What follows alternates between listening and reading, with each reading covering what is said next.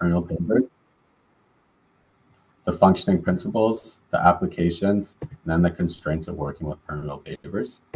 I'm sure this is an image that many people are familiar with. Me being from Toronto, I think downtown Toronto looked a lot like this for a lot of the summer last year. And with the growth of urbanization in Toronto and the surrounding GTA area comes the growth of impermeabilization. We're running into lots of scenarios where stormwater has nowhere to go, and it's causing health and safety issues for all the users of this site. And it's also creating sanitary problems for our stormwater. Kris, are you supposed to have slides up right now? Yes, are you seeing the screen being shared? I think it must have gotten turned off. I can see them. You can Yeah, see I can see them too. Yeah, I have a little thing that interesting. says my screen is being shared. Oh, okay. Sorry about that. Now No I can problem. see. Okay, got it. Is there anyone else that can't see them, or are we all good? I think I sorted myself out, so apologies for the interruption. No more interruptions for me. No problem. If anything comes up, feel free to send a message in the chat or speak up, or we're definitely happy to help. These are 4 images from the U.S. Environmental Protection Agency, and it just outlines how impermeabilization can affect evaporation and infiltration rates. Kris, I think we're seeing your desktop now for some reason. Oh, sorry about that. Let me see if I can stop. There you go. Oh.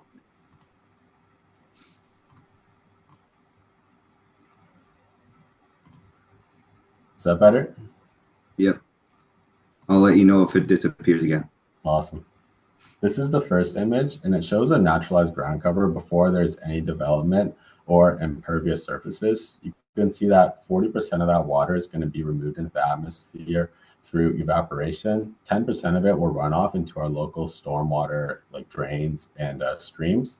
Then 50% gets infiltrated into that subgrade.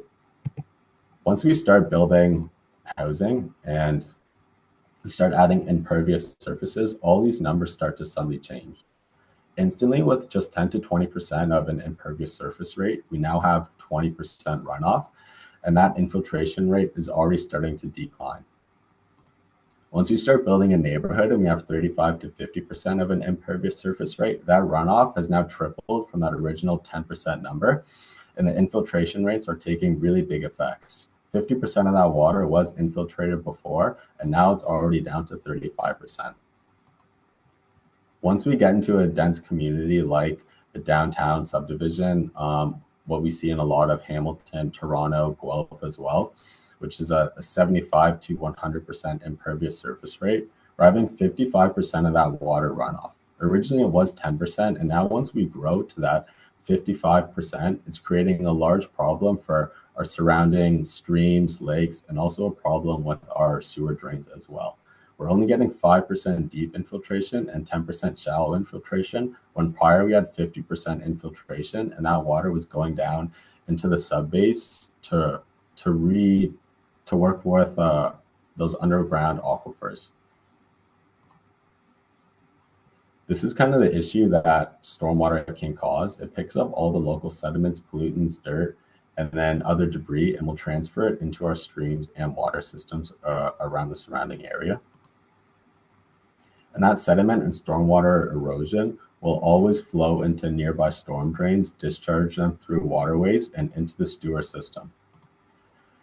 This can create a large issue with the water quality by affecting the increased costs, the stormwater with the fish and wildlife habitat, and the recreational waterways and the aesthetic values.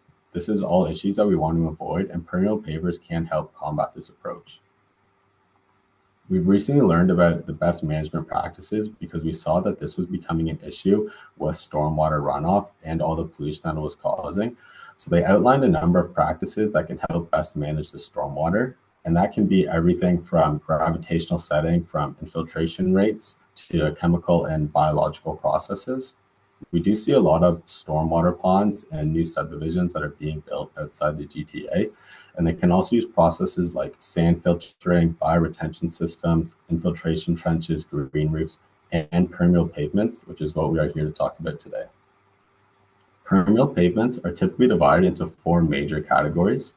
First one is porous asphalt, pervious concrete grid pavement, and permeable interlocking concrete pavement.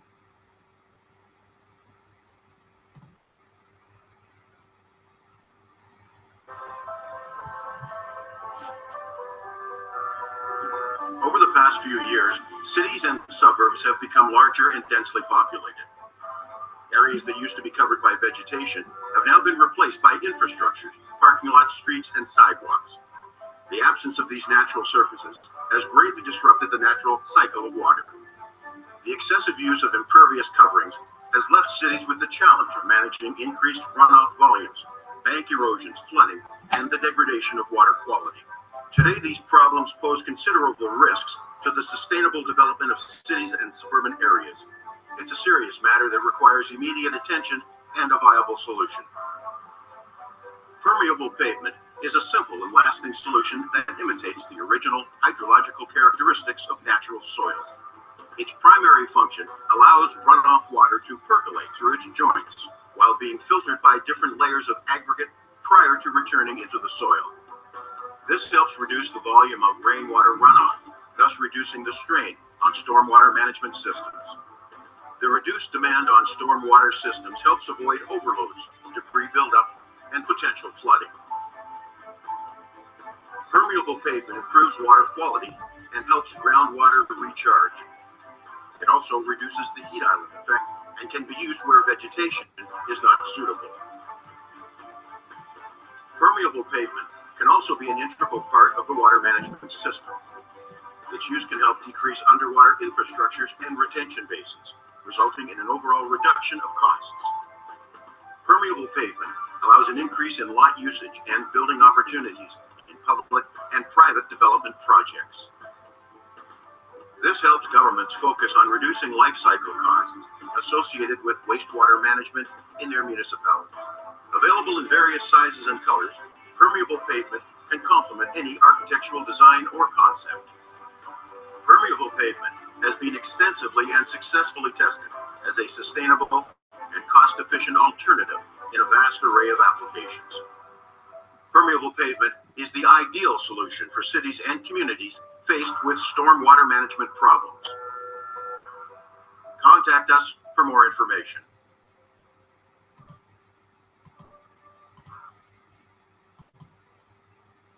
So how a permeable paver system works, it's a bit of a misconception where people assume that the water is absorbed by the concrete block itself, but with permeable pavement, the water actually flows through the joints, and once it goes through that joints, it can be moved into that sub-base material where it'll either get infiltrated or it'll have a drain pipe that can get transported to somewhere else on site where that water can be treated properly. Permeable pavers actually aren't structurally different than a regular unit paver that may be in your back patio or walkway. And the biggest difference is that joint width. With a permeable paver, you require at least a 5% joint width for it to be deemed permeable. And that is the difference between a permeable and a non-permeable paver. Permeable pavers do have those enlarged joint widths so that water can flow through. This is an example of that material that is actually going to go in those joints when it is installed. The most popular one being Gator Aqua Rock. It's a clean stone with small chip aggregates, and that gets placed in between the joints. And once water flows onto the unit paver, it'll move into the joints and then can disperse through the joints into that gravel and subgrade below the unit pavers. This is a great example and a great shot of what that finalized product will look like. So it's not the paver that is uniquely different. It's the joint material that you install separately and install after the pavers are laid down, which allows these unit pavers to become permeable. And we do have a number of products that can be used in permeable and non-permeable situations moving forward. So it isn't the block that's largely different. Structurally, they don't really differ too much between permeable and non-permeable, but it is that joint material. Once that water flows through the joints, you're going to have a bedding, a base, and a sub-base that are all made out of clean stone and don't have a lot of small aggregates because the small aggregates really impact the flow of that water. The water will go through to a sub-base, and depending on the infiltration rate of the soil, it can either be absorbed by the soil or it can be filtered into a drain pipe that can be transferred elsewhere on site.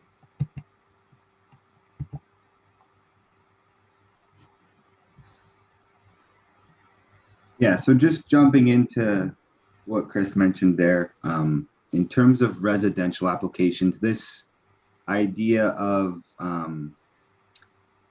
infiltration rates through the subbase becomes very important in residential applications.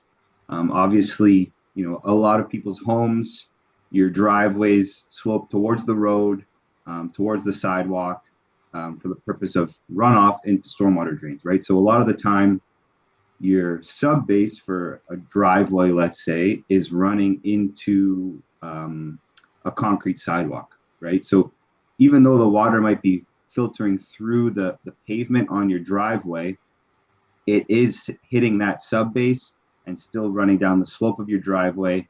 And you don't want it to hit that, impervious concrete sidewalk at the bottom of your driveway. So these three charts are a good kind of example of the different options you have in terms of infiltration rates, right? So case number one on the far left is a case where your sub base, so the soil underneath your pavement system, is has full infiltration rate. So all the water that goes through that system is able to filter through the sub base back into the groundwater system. So in that case, there's no drain needed. You can trust that that water that's running through the aggregate is going to be is going to dissipate into the soil and back into the groundwater without any water sitting. The second case is partial infiltration, right? So that means some of the water is going to sit there, some of the water is going to filter through. You can't count on water not building up in the bedding of your system. And in that case, you want to make sure you allow the water somewhere to go, right? So whether that's a perforated drain pipe or a solid drain option that runs out to a like a drain box, you just want to give the water somewhere to go to get it out from underneath your driveway system, walkway system, whatever that may be. And then case number three would be no infiltration, which is very similar to the second one. You just have to be very, very sure that all of that water that's going through the base of your system has somewhere to go so that it can get into that drain pipe and out from underneath your system. Kris, if you want to go to the next slide, this becomes very important, obviously, in our climate with the freeze thaw. Any water that is sitting in your sub base is obviously subject to freezing. And as we know, that leads to heaving and cracking, and a lot of, not, level driveways become, not level once the winter hits because of this. And we're seeing a big trend towards heated pavements, which is what you see in the picture on the right here. And that's only possible in a permeable system, because as soon as you melt that snow, it's got to go somewhere. It's got to get kind of filtered through that system. And if you don't give it anywhere to go, especially with a frozen sub base, it's going to sit, it's going to freeze, and it's going to cause a lot more issues, right? So while the water is filtering through your sub base, your aggregate, you have to do a good soil test to find out whether or not your sub base, the soil under the system, can handle the water and handle the filtration. At Techo-Bloc, we do have a number of different sizes, shapes, colors, and textures that we can all use for permeable pavement. We're always trying to innovate and come up with a new product that homeowners can use for driveways, walkways, and pathways. But one of the great benefits of working with Techo-Bloc is we do have a number of products that aren't rated for permeable applications the way they come out of the pallet, but with working with our engineering team and a bunch of our talented contractors, we can install them in permeable situations. This is actually one of our diamond pavers, and it has a very small joint width, so it's not rated for permeable applications. But with the use of spacers, we can make it so it can be installed with Gator Aqua Rock and be fully permeable. This is something our engineers actually worked on to be able to calculate the exact infiltration rate. You can see in the bottom here, number 3, it says there's a percentage of surface opening, 8.4%. So it does meet those permeable qualities, because we do need about a 5 to 15% joint width for it to be permeable. So virtually any of our products that you do like, they can be installed in a permeable application as well. We can also mix a number of our products together. This is our Blue 60, one of our most popular products, and we can mix it so we can have a number of different permeable pavers all on one site to create any look or feel that your team wants to achieve. And this is a product that we worked on down in the States. And it was an alleyway, and all this water would flow on top of this alleyway and then run out to the streets, creating lots of issues with flooding and stormwater. So they redesigned this whole site, and they used all permeable pavers down the middle. And these permeable pavers work as a large drain and a large catch basin for all the water that's going to be flowing into it. If you look closely, you'll see there's no other drains and there's no gutters on the roofs as well. So all the water that flows onto the roofs is going to flow down onto this space and infiltrate right away into that sub base instead of flowing out into the streets. That is one of the biggest opportunities and biggest applications of working with precast concrete pavers in a permeable installation. And that's because it reduces the reduction of runoff volumes. Runoff volumes happen because wherever water falls, it needs to travel a certain distance until it can get to that sewer and that drain pipe. And that's where we can cause issues with flooding. But with permeable pavers, there's virtually no runoff at all, because right where the water falls, it can get absorbed into that joints and then into the sub-base material. And that water will be temporarily detained and stored until it can infiltrate that sub-base soil or infiltrate the drain pipe.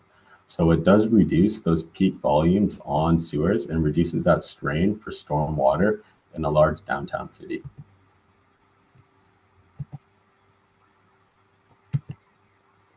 Another one of the benefits is water quality improvement. It also improves that water quality by trapping pollutants through a process such as filtration, sedimentation, absorption, and biological degradation within the base and subbase. Studies have found that precast concrete pavers in a permeable setting promote bacteria treatment via the soils, and beneficial bacteria growth has been found on the aggregate bases that we install underneath the permeable pavers. And it can also show to have a great effect on oil drippings from vehicles. If anyone has lived on a house or a property where there's a well, you'll know that there are these underground aquifers that are running 24/7 below us right now as we speak. And we always thought they were an endless stream of water supply, but this water does need to be recharged, and it recharges through rainfall that seeps into the groundwater and then gets infiltrated into that subgrade. When you work with concrete pavers that are installed in a permeable application, that groundwater is going to naturally infiltrate to that subgrade and replenish these aquifers that will be reused as groundwater. And the higher the infiltration rate allows us for more available water and nearby vegetation.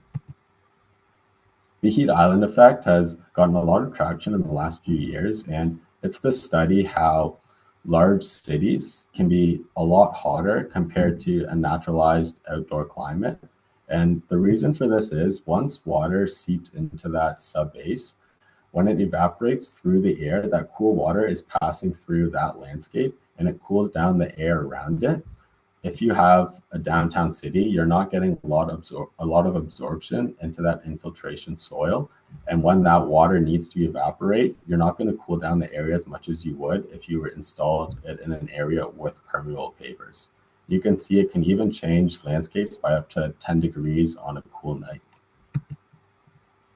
You can also look at SRI values. SRI values is the solar reflectance index of a product, and lighter colored pavers will have a higher SRI value. This means that they reflect more light instead of absorbing that heat, and this can also work to cool down the landscape. And it's also looked at for LEED certification. LEED certification stands for Leadership, Energy, and Environmental Design, and it is a system that evaluates buildings and how sustainable they are.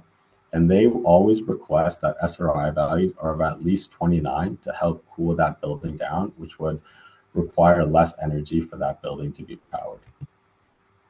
We do have 14 colors and textures with an SRI over 29, and we have 7 with an SRI value over 40. Our engineers can also calculate the SRI values if you want to mix light colors with dark colors for any LEED certification that you may need. One of the most interesting things about using permeable pavers is that the study with ice salts and de-icing salt resistance, which is a product that we do have, which all of our HD2 products are actually de-icing sol resistance. And there was a study done by Professor Jennifer Drake from the University of Toronto. They measure the coefficient of friction to evaluate the slipperiness on 4 sections of permeable pavers and 1 section of asphalt. They found that permeable pavers can provide equivalent or better levels of safety compared to the asphalt by measuring the coefficient of friction at the surface. And this was while they were using 50% less de-icers. So if you compare asphalt to permeable pavers, and on the permeable pavers you use 50% less ice, the permeable pavers will still be safer than an asphalt driveway. Some of the applications and constraints can be used in walkways, sidewalks, driveways, parking lots, low volume roadways, and even most popular driveways. We've seen them on everything from commercial and residential developments, and main service drives around commercial and institutional buildings. This is a project that we created in Hamilton, or sorry, Ottawa, not Hamilton, and it's actually a fully permeable installation walkway. And we can also use it on city streetscapes as well. So these trees can get a higher infiltration rate and a better water content because the pavers installed all around them are fully permeable.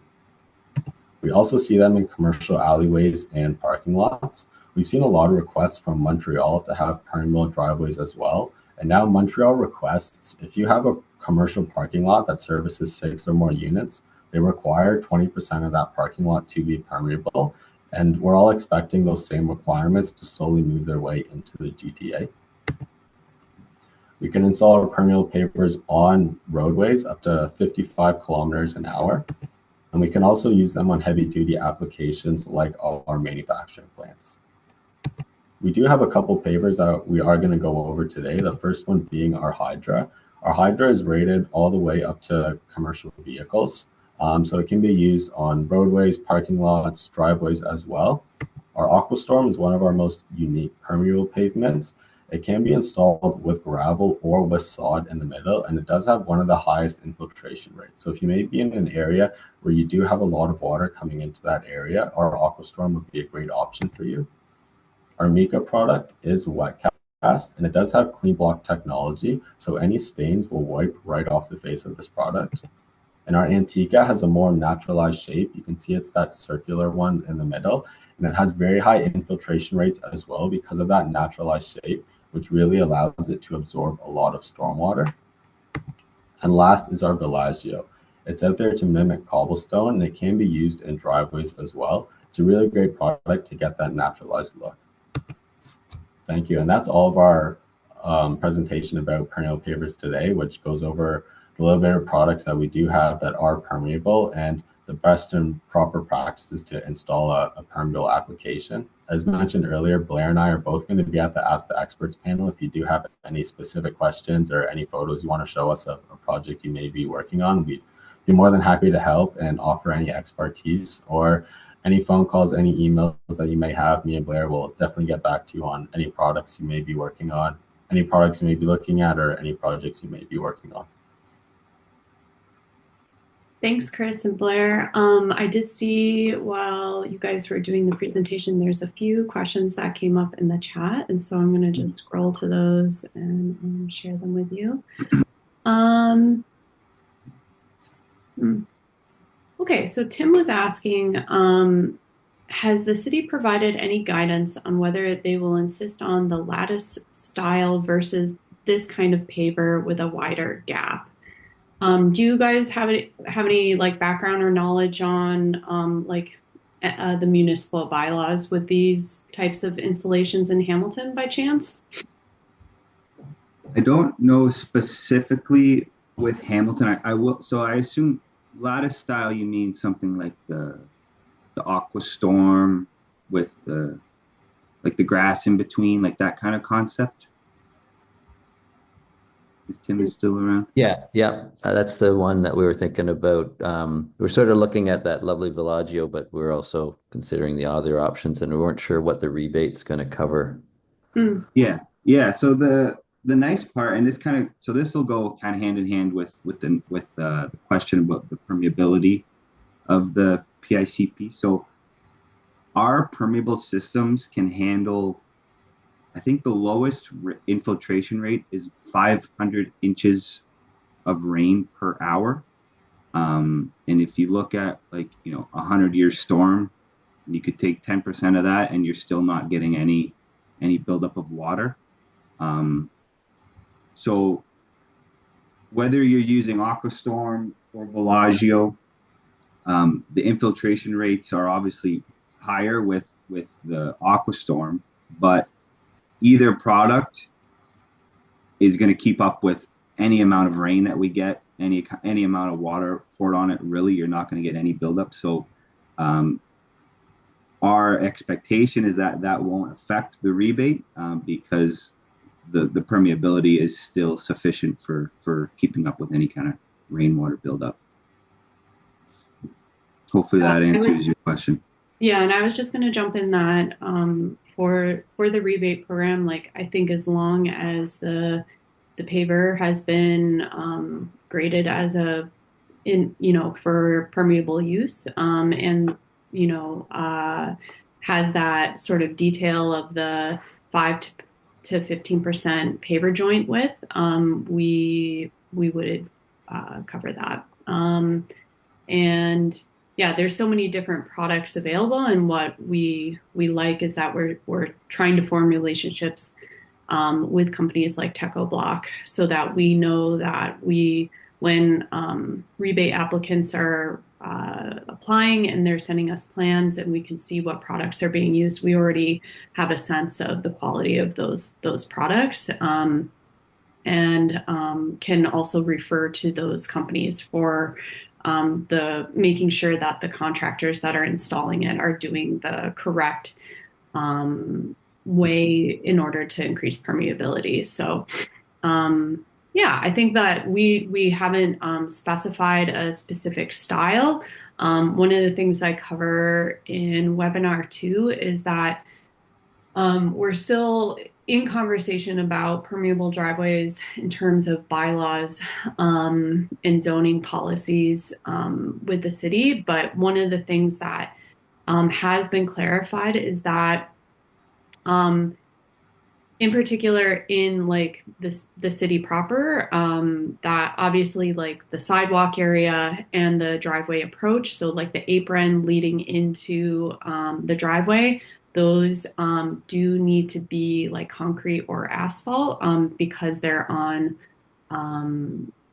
municipal property. But anything that is on your property, that can be a permeable product.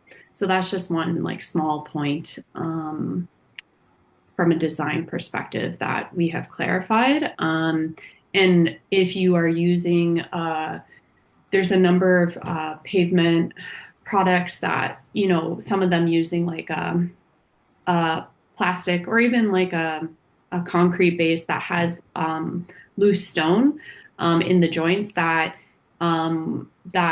stone should be heavy enough and big enough that it's not going to wash out of the driveway and again into like municipal sidewalks and into the street during storm events. So those are two just small points to add from what we've learned thus far speaking with city officials. So maybe I'll jump into the next question. How much? I think, Isan, is your question like how much of the system is permeable? Like talking about the like the joints for that? I don't know if you're still on. That would range depending on each product. We do have some products that have a 7 millimeter joint width, so those ones obviously have a lower infiltration rate, and we do have some with a 15 millimeter joint width as well, which have a higher infiltration rate. So you can compare a bunch of our different products and see if there's a certain infiltration rate that you want to hit to see the amount of permeability that you'll get, or you can just compare and contrast between the different joint widths that we do offer with our products. Mm-hmm.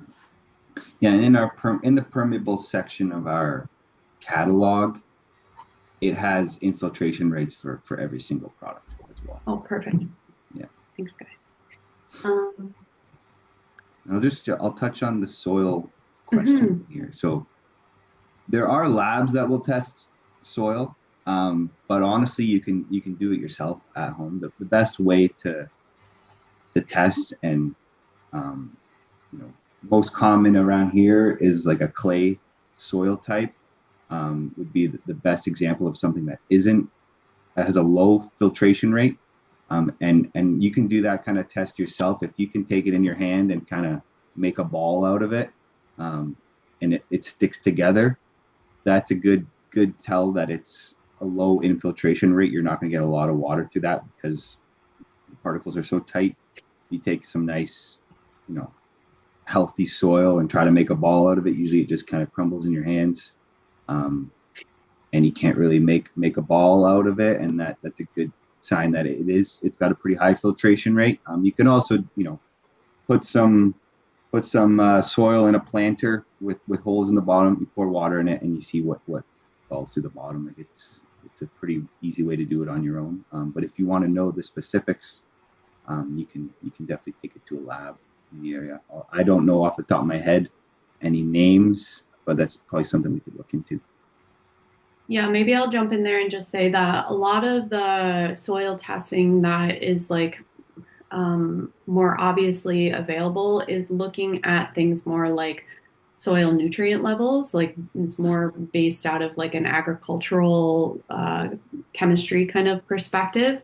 And so another thing that you can do is on our website, there is a blog post called The Nitty Gritty on Soil, which goes over a few of the tests that Blair just mentioned that are very easy kind of hands-on tests you can do. But another thing that you can spend some time Googling is soil infiltration testing, where the very basics of that is digging a hole, you know, up to 6 inches to a foot. You fill it up fully with water. You let that drain, and then you fill it again, and then you measure the rate at which the water infiltrates. And so there's a number, and that test can be done in a simple way, and it can be done in like quite a like next level, like engineering kind of way. But if you have concerns about the infiltration, like Blair was saying, when it comes to if you believe that you have a heavier clay soil, you're going to want to work with a contractor about what can be done in that subbase in order to accommodate the fact that you're not going to have as much good like infiltration. And so I think that diagram that I think Kris had up that had the different ways that the subbase was set up, where on a very a soil that has a lot of pore space and can absorb a lot, there's no piping, there's no anything. It just goes right into the soil. But then with heavier soils, clay-based soils, there's going to be needed some sort of under drain. And so that's something that like a good contractor could work with you on.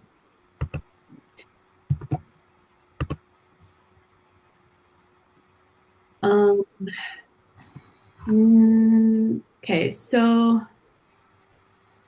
Isan was also asking, how much is the permeability of the PICP?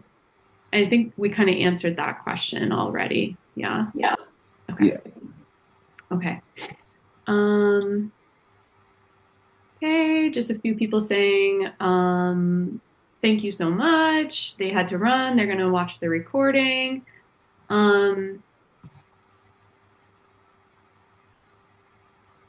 Isan just had some more questions about structural and hydrological designs for the system. Out of curiosity, Blair and Kris, some of those diagrams you had with the section cuts kind of showing the different ways that the subbases were set up, are those things that people can publicly view on your website? Or is that something that they would need to connect with you to get some of those like drawings, engineer drawings? It's available on the website. Yeah, so you can go in. You can go in to our website, and there's a search option, and if you search permeable pavements, it'll pull up all of the kind of nice installation guides and diagrams that we have. Everything is there for you. It's in our spec book as well, which is also on the website, but you can use the search option on the website to find it. Great. I'll throw it in the chat right now. Yeah, Right. that's good. And then we have a question around cost per square foot, but specifically it looks like one specific product. I know it's probably like quite a range in pricing for the various products. Maybe for that one, Mark, that would be a good one to connect directly to Blair and Kris for pricing, I'm guessing. You could talk about general price range, but it'll vary, obviously, on who's installing it, right? So you'll talk to, like, different contractors will have different prices. Our Blue 60 price is pretty standard. You're going to see it probably right around $5 a square foot for the product itself. One good point to make is that the permeable system is no more expensive than your standard system. A lot of contractors are already using open graded bases for their impervious pavement systems. And the only real difference is the joint fill material. And that price is, there's not a lot of difference between what we're using here with the aqua rock and the regular polymeric sand. So you shouldn't see a big difference in price between a permeable system and an impervious system. That's a great point. So Isan had a question about tips on making sure that, like a maintenance question, like how do we make sure that these systems stay clean so that they're functioning well and prevent like clogging from like dust and debris? Yeah, so a big part of that is in the diagram it mentions having a geotextile between kind of your sub base and your aggregate base. That is to prevent migration of soil into that sub base. So you'll try to keep that as clean as possible. And then also on the surface, you just want to make sure there's not a lot of organic material building up on the surface. Just like any other pavement option, it's best to keep it clean. As soon as you get a lot of like leaves and soil built up on the surface, it will start to clog up the porous material in the pavement. So just keeping it as clean as possible. We say try to use curbing as much as you can to prevent any migration from soils or leaves from outside of the pavement getting into the pavement, and then just regular maintenance, making sure stuff's blown off and hosed off and clean. I will build on that at our manufacturing plants where we have all the permeable pavers installed, it's been about 4 or 5 years now and we haven't had to do any maintenance. Just with the permeable paver system, if one joint gets clogged, that water is just going to flow into the next joint directly beside it as well. So it is a really great system because that whole driveway is permeable. So it's been about 4 or 5 years and we haven't required any maintenance. And this is on a site where we have 20 to 30 18-wheelers driving over top of it every single day, bringing in dirt, rocks, leaves as well. Pretty good.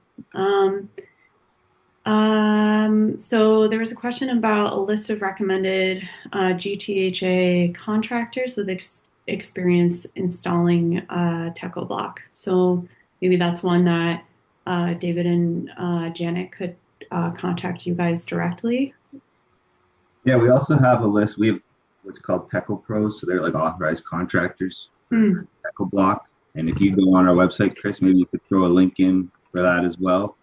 You can just click on Find a Pro on our website, put in your postal code, and it'll pull up a list of Techo Pros in the area. Yeah, and I think Tim was also just asking for emails for you guys too. If Kris, you could throw those in the chat too. Yep. Yeah, and something that we talked about in the last permeable pavement webinar, an idea to just throw out there for everyone listening is that when you're contacting these contractors, you can always ask for references from other previous clients they've had or sample addresses of customers where you could do a little drive-by and see the product, so that you get a sense also of the work that they've done. Emily, sorry. oh no, go ahead, Blair. You're wondering, like, if you find somebody and you want my opinion on them, feel free to reach out. I'm well connected with all the contractors in the area. So if I know a big part of this kind of thing is trusting who's doing the work. So feel free to ask me. I got no problem giving you my honest opinion. Great. Emily was asking for a driveway project. Let's see, would the driveway be covered by the Rain Ready program if it were only a percentage of the driveway that was permeable? We have a very long driveway, and permeable substrates can be quite expensive. I would say yes. I will have to confer maybe a bit with my colleagues because we've never had that question before. But I think we would cover the portion that is permeable. We wouldn't cover the portion that's impermeable. I think that will probably be our official answer, but that's a really good question. And so I'm going to grab that. And we are building currently on our website a list of FAQs, and I will include that because that's a good question. Okay, thank you. And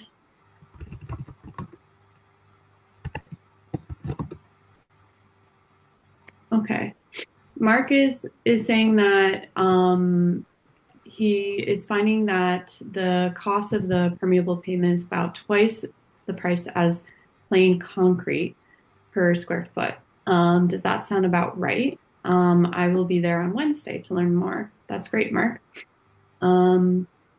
Any thoughts about cost of concrete versus a permeable pavement system? Yeah, if you're talking about straight, just poured concrete, I don't know the exact difference. Again, it will depend on who's doing the work, right? The contractor. It's definitely no secret that an interlock pavement is more expensive than a poured concrete pavement, but you're getting a lot more value out of it, especially because it can be permeable. So there's a lot of benefits. Obviously, we can chat more about that on Wednesday to doing the unit paver option, and because of that, it will be more expensive. David and Janet were asking, what's the criteria to become a Techo Pro? Yeah. So we go. Really, it's up to us as reps to approve somebody as a Techo Pro. So we spend a lot of time, visiting their sites, make sure. The biggest thing is quality work. They're installing everything the way that we would like to see things installed, and they're treating their customers the way that we would like their customers to be treated. That is the essence of it. And we do take it seriously. We evaluate anyone that wants to be a Techo Pro. They have to be in business for 2 years in order to be approved. They have to provide a valid business license. They have to be in good credit standing with their dealers, and they have to provide, obviously, proof that they're installing things the right way. Thank you, Blair. Yeah, I think there's just a few last comments here from Isan and Tim, just saying that, part of the reason why maybe the pricing is higher is because the increased labor in order to install interlock versus concrete. And Isan kind of pointed out the ultimate price of the permeable pavements outweigh, and their benefits outweigh traditional concrete over time. Yeah, in the end, I think that these systems also have the potential for greater longevity over time, is something that I've also learned. And yeah, you're addressing these like serious stormwater issues around your home, and yeah, and that the rebate is available to help cover some of the cost.